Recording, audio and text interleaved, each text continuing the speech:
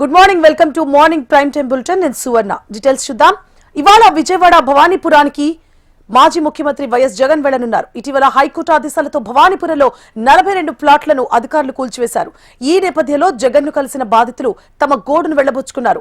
దీంతో ఇవాళ విజయవాడలో జగన్ పర్యటించనున్నారు.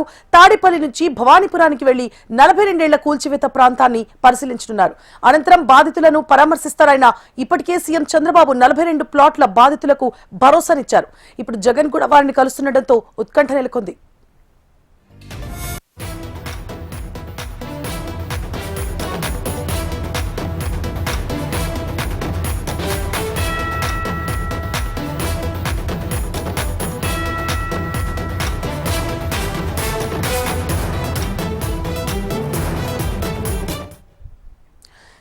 ఇవాళ విజయవాడ భవానీపురానికి మాజీ ముఖ్యమంత్రి వైఎస్ జగన్ వెళ్లనున్నారు. ఇటీవల హైకోర్టు ఆదేశాలతో భవానీపురంలో 42 ఫ్లాట్లను అధికారులు కూల్చివేశారు. దీనికి సంబంధించి బాధితులను కలిసి వాళ్లతో మాట్లాడడానికి మాజీ ముఖ్యమంత్రి జగన్ వెళ్లనున్నారు. ఇదే అంశానికి సంబంధించి పూర్తి డీటెయిల్స్ ని మా ప్రతినిధి శ్యామ్ లైవ్ లో అందించడానికి సిద్ధంగా ఉన్నారు. శ్యామ్,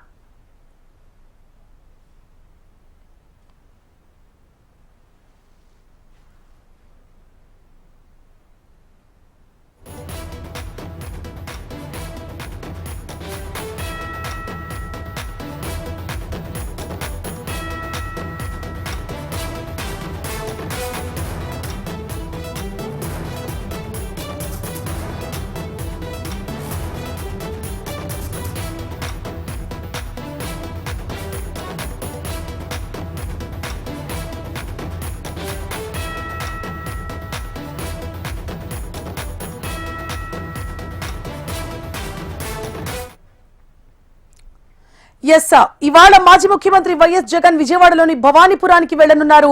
ఇటీవల 42 ఫ్లాట్లను కూల్చివేసిన నేపథ్యంలో బాధితులను కలిసి వాళ్లతో మాట్లాడుతున్నారు వైఎస్ జగన్మోహన్ రెడ్డి. ఇదే అంశానికి సంబంధించి పూర్తి డీటెయిల్స్ ని మా ప్రతినిధి శ్యామ్ లైవ్ లో అందించడానికి సిద్ధంగా ఉన్నారు. శ్యామ్,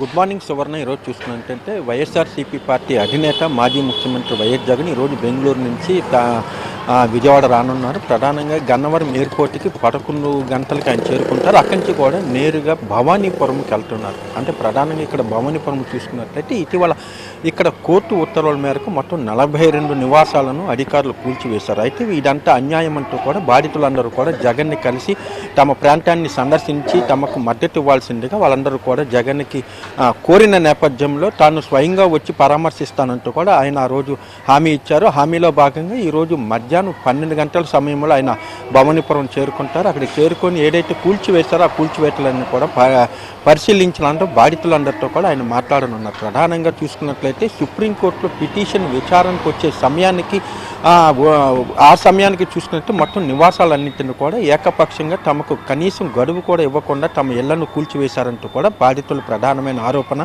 ఈ నెల 31 వరకు కూడా తమకు గడువు ఉందంటూ కూడా బాధితులు వాపోతున్నారు. ఈ నేపథ్యంలో మాత్రం ఏదైతే అధికార యంత్రాంగం ఒక కుట్రపూరితంగా వ్యవహరించి 42 కుటుంబాల వారిని వీధున పడేశారంటూ కూడా వైఎస్ఆర్సీపీ శ్రేణులు ఆరోపిస్తున్నారు. ఈ నేపథ్యంలో వారికి పార్టీ అండగా ఉంటున్నట్టు కూడా భరోసా కల్పించారు. ఒకవైపు న్యాయపరంగా, మరోవైపు ఎటువంటి సహాయం కావాలన్నా తమ పరంగా ఉంటున్నట్టు కూడా జగన్ వాళ్ళకి హామీ ఇచ్చిన నేపథ్యంలో ఈరోజు జగన్ అక్కడికి పర్యటించనున్నారు. రైట్ శ్యామ్, ఇప్పటికీ బాధితులైతే ప్రభుత్వానికి కూడా విన్నవించుకున్నారు. చంద్రబాబు కూడా భరోసా ఇచ్చినట్లు తెలుస్తోంది. మరి ఇప్పుడు జగన్మోహన్ రెడ్డి, మాజీ ముఖ్యమంత్రి జగన్మోహన్ రెడ్డి ఎలాంటి భరోసా ఇచ్చే అవకాశాలు ఉన్నాయి బాధితులకి?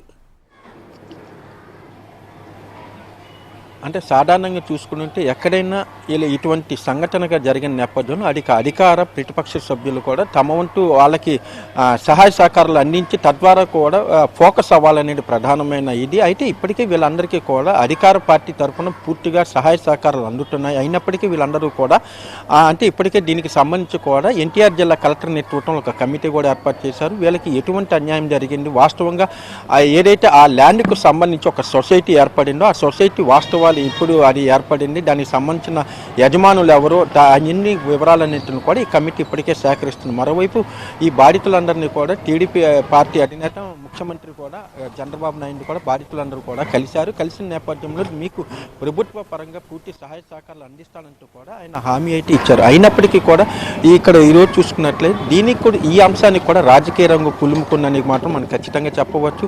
ఒకవైపు ఎప్పుడైతే ప్రభుత్వ పరంగా వాళ్ళకి హామీ ఇచ్చిందో ప్రతిపక్ష పార్టీ వీళ్ళు ఏదైతే వైఎస్ఆర్సీపీ ఉందో వాళ్ళు కూడా బాధితులకు తమ వంతు సహకారం అందించాలని అనుకున్నారు. ఈ నేపథ్యంలో ఈరోజు జగన్ స్వయంగా అక్కడికి వెళ్తున్నారు. అయితే ఇప్పటికే టీడీపీ పార్టీ నేతలు కూడా స్థానిక బీజేపీ శాసనసభ్యులు ఉన్నారు, సుజనా చౌదరి, ఆయన కూడా వాళ్ళందరితో కూడా సమావేశమయ్యారు.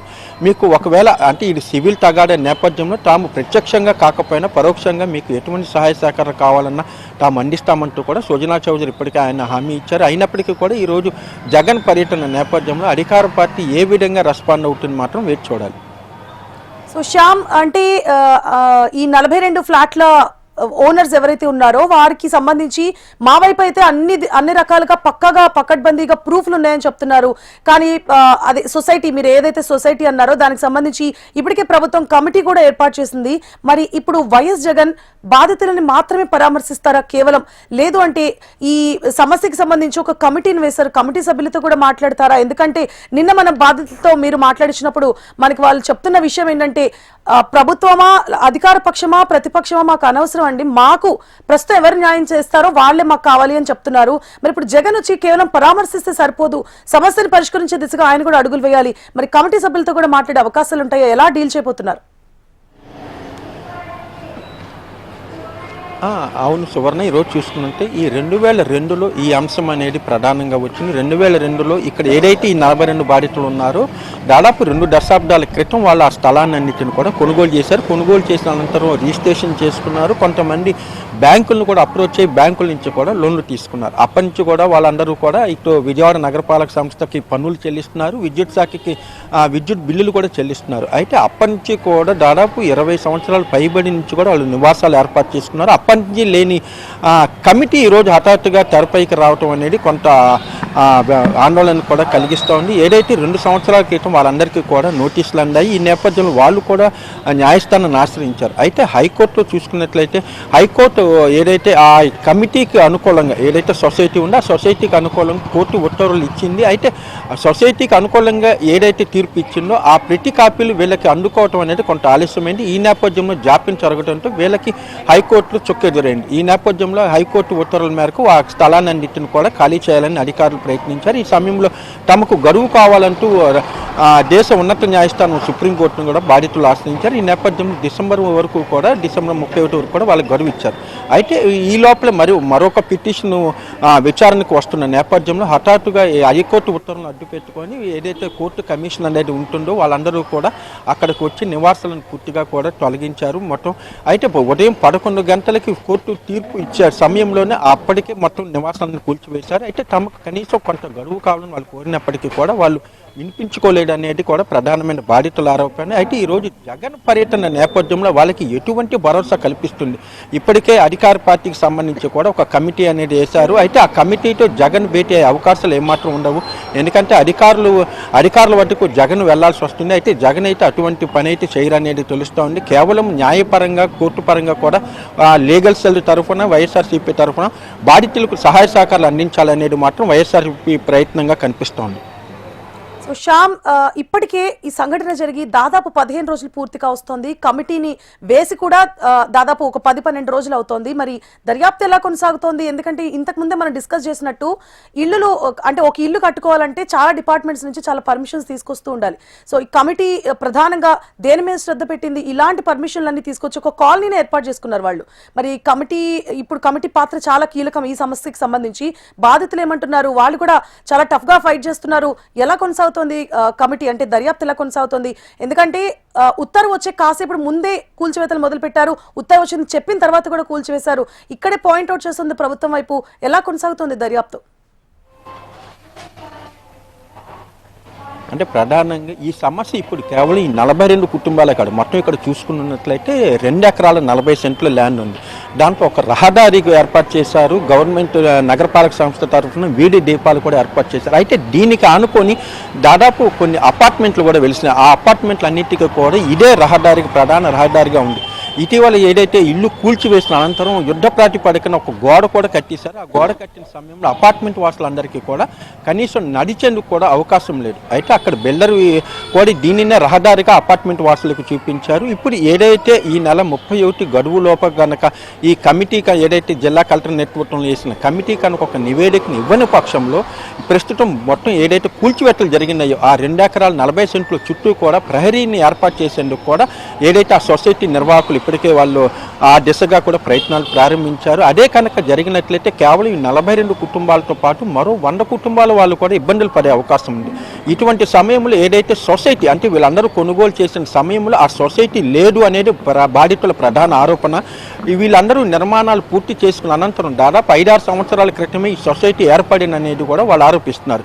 ఈ నేపథ్యంలో అసలు ఆ సొసైటీ ఏంటి, ఆ సొసైటీ నిర్వాహకులు ఎవరు, ఆ సొసైటీ ఎప్పుడు స్థాపించారు, దానికి సంబంధించి కూడా వాళ్ళకి సంబంధించిన ఎటువంటి కాగితాలు ఉన్నాయి, వీటన్నిటిని కూడా ఈ కమిటీ పరిశీలించనుంది. అయితే జిల్లా కలెక్టర్ నేతృత్వంలో అధికారుల యంత్రాంగం ఉంది. ప్రధానంగా ఇక్కడ రిజిస్ట్రేషన్ శాఖ అనేది ప్రధానంగా తప్పు అనేది మనకి కనబడుతోంది.